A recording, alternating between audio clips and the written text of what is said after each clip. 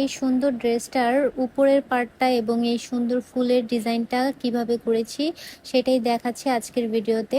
উপরের ডিজাইনটা করার জন্য প্রথমে আমি ফ্রন্ট পার্ট এবং ব্যাক পার্টের জন্য ডাবল করে কাপড় কেটেছি, অর্থাৎ সামনে দুইটা এবং পিছনে দুইটা, চারটা পার্ট হবে।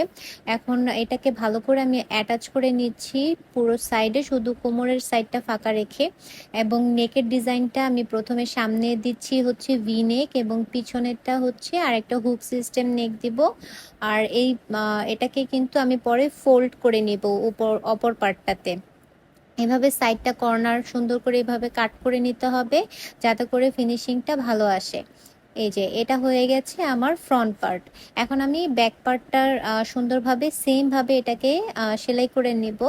আর এইটার কিন্তু নিচের পার্ট কিভাবে করেছি সেটার ভিডিও অলরেডি আমার পেজে দেওয়া আছে, সেখান থেকে আপনারা দেখে নিতে পারেন।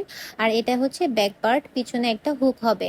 আর এভাবে দুটাকে একসাথে রেখে শোল্ডার এবং সাইড দুইটা সেলাই করে নিব। এখানে একটা সাইড আমি সেলাই করব আর একটা সাইড খালি রাখবো এখানে কোমরের সাথে অ্যাটাচ করার জন্য।